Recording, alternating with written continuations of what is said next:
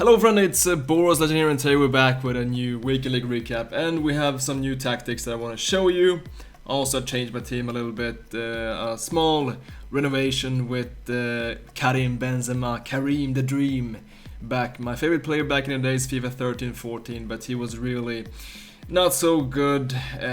He is a bit clunky, he doesn't really have that excellence that it takes.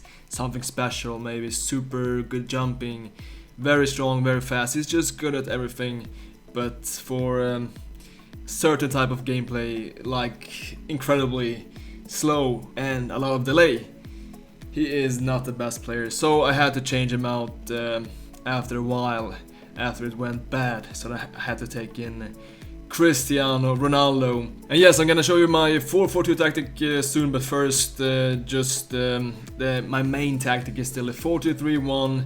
Van Dijk is the best center back in the game. He is at a different level. He's better than Varane, really. Absolutely fantastic. Also, Dani Costa is, I think, the best right back at the moment. So physical, very versatile, and he also links with the super team of the season player Kai Havertz, who is an absolute monster. He is a 188. He has 5-star weak foot, and he just he simply has everything. This very young man. And also Neymar was playing on 7 chemistry, worked perfectly fine. My favorite team of the year item, and R9 was shit as usual. So yes, we have the 4-4-2, which is turning out to be better and better for every month in FIFA 19. As people learn to defend against the 4-2-3-1, the 4-4-2 becomes very interesting, and especially with these two strikers, which is a bit different to defend against than the usual one single striker. And I'm gonna show you here also my tactics for this one. I was trying something different, playing balanced 6 width and 4 in depth. And this 4 in depth on balance, it disallows, of course, the through balls, but you can also apply some nice pressure. And if this was on drop back, I would play on 6. It equals about the same depth. It's all about what you want to play. Of course, you can also play press on heavy touch or press after possession loss, but for this one I was playing a very, like it says, very balanced type of defense also here, with balanced in the attack. And this also depends on your playstyle, because if you like to play counter attacks, you can play long balls or fast build up, because this formation, it works with everything. You can play counters and you can also play possession play, but I simply like to do both. I like to counter and I like to keep the ball. It depends on my mood. That's why I think balanced is very nice, and also no complications, just 5-5 and 2 for corners and 2 for free kicks is perfectly enough. Alright, let's check the instructions, because this is where it gets a bit interesting. The 4-4-2, I feel I was trying a lot of different things, but this was my favorite combination for the strikers. Get in behind and stay central, because I want them to just be in the middle for these passes in the box, and also to not conflict in the positions with these wingers, Havertz and Cristiano in this case. I just want them to be central, so that's why I picked that for support runs. And also getting behind, I feel, is always the most dangerous, because it gives you more options, simply more movement, which I like in attack, and also comeback on defense, which makes it harder for the opponent to break through. And for the wingers, for the LM and RM, we're using here cut inside and get into the box for cross. This is simply to try to centralize as many players as possible. We have the strikers stay central, and we have the wingers getting in the box, because we all know how effective crosses are in this game, and we want to make these wingers as active as possible in the gameplay, so they can simply run in from the wings and create trouble for the opposition. And you could play getting behind also, but I still feel that despite not using getting behind, you can see later in the gameplay that they are still making these runs behind the defensive line. And then for the CMs, I just left them on balance, because what is very important here is that this is my attacking game plan. So if this was my defensive game plan, I would have them on stay back, but as I want to maybe come back in a game or simply score more goals, I want to have more people going forward, so I simply have my CMs here on balanced attack, as you can see here, and I made no other changes here to the instructions. You could play cover center here for the defensive position, but it doesn't really make a big difference. If you feel that they are running out too much on the wing or something like that, you could add this, but I just feel that, well, it makes maybe a couple of percent difference. But if you want, yes, of course, you could use cover center as well. And the same goes here for the wingback, since this is my attacking game plan. I have them on balance, but if you want to create a more defensive structure, like I mentioned, you should have both the wingbacks and the CMs to stay back while attacking. Right, let's check some gameplay now. This is a perfect display for the 4-4-2. We're gonna start this weekend from 20. And I was also streaming a bit this weekend on Twitch. I'm gonna try to stream more in the future, but simply my PC was breaking down a lot of times. I had a lot of blue screens, so I had to stop the streaming this weekend, and I'm ordering a new PC to try to solve this issue. But yes, Benzema, not really, unfortunately. I mean, one of my favorite players back in the days, but not really the same in FIFA 19. Despite his incredible stats with Team of the Season, doesn't feel the same. And this was a very cagey start, and this guy gets the best start here with 1-0. It's not much to do in this case. Maybe we can run up with the keeper movement, but we didn't do it. And yes, simply here the 4-2-3-1, starting with the 4-2-3-1, and you can see that we are a bit isolated here in the attack, and we have to try to make something special with the skill moves. We have to simply work very hard for every chance here with the 4-2-3-1 against this type of opposition. So yes, in the second half we go with our plan B tactic, like I mentioned, like I showed you, the 4-4-2 with the very attacking instructions here for the CMs and for the fullbacks, and this gives result instantly. You can just see here on this free screen how we have so many players in the box, and of course it creates trouble for the opponent. He has to think twice, and he has to focus on more players, and this time he didn't see my Cristiano here with that typical FIFA 19 finish, the one-touch shot, which is just ridiculously OP. And once again you can see how we have a lot of players going forward. Also Modric, our CM, is running forward nicely, and also our wingbacks here. But one notice is that we had also the fullbacks on attack with the quick tactics, so we had them even more going forward in this game. We can see that we still have Modric staying back, so even though they are unbalanced, usually the AI makes sure that one goes forward and one stays at the back, which is very nice. And once again, the one-touch shot is very powerful, and you should use it as much as possible, because this game is a bit broken, unfortunately. And the 4-4-2 here gives us more chances. Made its comeback and almost 3-1 here. Surely Cristiano should have scored this one, but instead later he's gonna get more chances here, and with the Neymar finding Cristiano, our wingbacks on overlap, and this is a very rare goal to score in FIFA 19, but this just felt very good. It felt like the old time, scoring these nice combinations. And also in the defense you can see how we cover the whole pitch here. I mean, we have it all covered. This 4-4-2, despite having 4 in depth, we can still apply some very nice pressure. And Van der Sar here in the goal, he was amazing this weekend. His 89, because his 89 is simply faster than his prime, and speed for goalkeepers are important. I really think that Van der Sar 89 is maybe the best goalkeeper in the game. And also we will seal the deal in this game, and it is Neymar here with the timed driven shot, 4-1.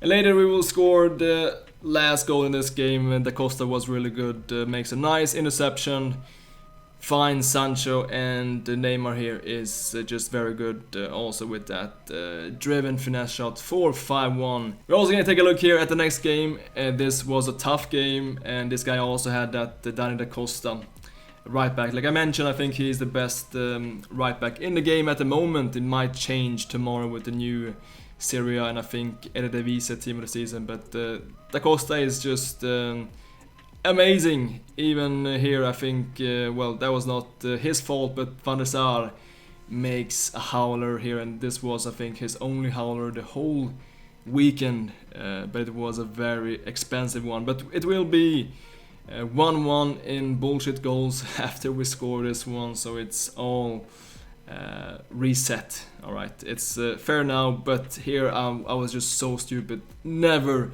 make a sliding tackle in this situation. You should never do it. You have nothing to win.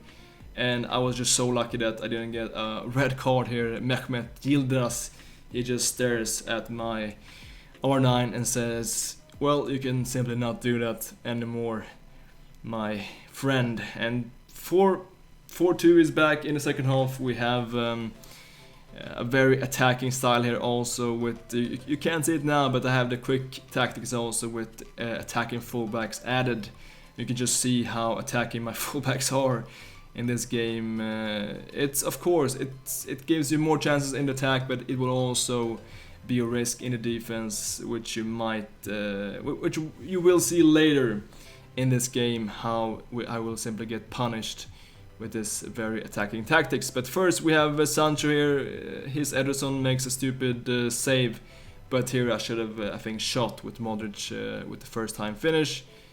But instead I will, you can see here, I will lose possession of the ball, and shortly later Modric finds Gullit, and just look at this, with our fullbacks on attack, we have 9 people forward, we have only the poor Van Dijk staying in the defense, and I was turning off attacking fullbacks as soon as I saw this, but it was simply too late. He will score 3-2, and it's not a nice situation to be in with only a few minutes left in this game. And Gullit here makes a nice sacrifice on the midfield. Havertz finds Neymar, a nice finish, but Ederson is just a very good keeper, which you also will see later in this recap, how Ederson is really a freak, man. But Cristiano first, almost he gets this open chance, but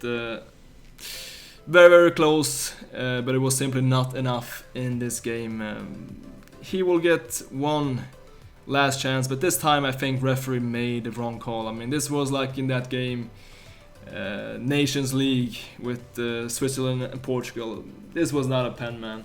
But he gets this still, and 4-2 is going to be GG. I think it wouldn't matter. Anyways, he would have won this game, and we simply get our first loss this weekend, and we have to win the rest of the games in order to get top 100 and that amazing La Liga Team of the Season pack. But first we have to get past this hurdle with this very strong team, and also this guy finished Elite 1. So teams are very even, and many people will say, well, you can only manage to get these results in Weekend League because you have a really good team. But I think this game shows something else, because we are here even matchup, but the difference is, of course, the game knowledge. And here Neymar with a nice drag back L1 cross, and we managed to time this header. And also wonderful to see that the Lazio badge and the Lazio fan that we're playing, I was very sentimental playing this game, because it's not very often you see this. Me also, of course, as a Lazio supporter, it was a very nice sight. And this is a fantastic finish. It's nothing to do for his keeper. That driven time shot, when he managed to find that perfect timing and the perfect power on the shot, it is so hard to save. And R9, he does what he is good at, and that is the finishing. He is a really good finisher, but otherwise, other than that, he is unfortunately pretty poor in this FIFA. But Havertz here finds 4-0, and this is pretty much game over. I switched off a bit after this. I could have done better here. Switch faster simply to Van Dijk. He scores 4-1, but it didn't really matter, because in that second half we're gonna score a couple of more goals, and we have Havertz here. He was so good. I mean, really I think my favorite team of the season item this year, this far, together with Van Dijk. But then we have this game, and this was a very frustrating game. This was the last game of Weekend League, the game to get top 100, and this game made me really crazy. And I didn't want to make a recap after this because I was really fuming. First, okay, he scores a 360 no scope. No worries, that is just the game, you know. It's just normal. It's a normal FIFA 19 goal. But what happened after this, I couldn't believe what I was seeing. I mean, his Ederson,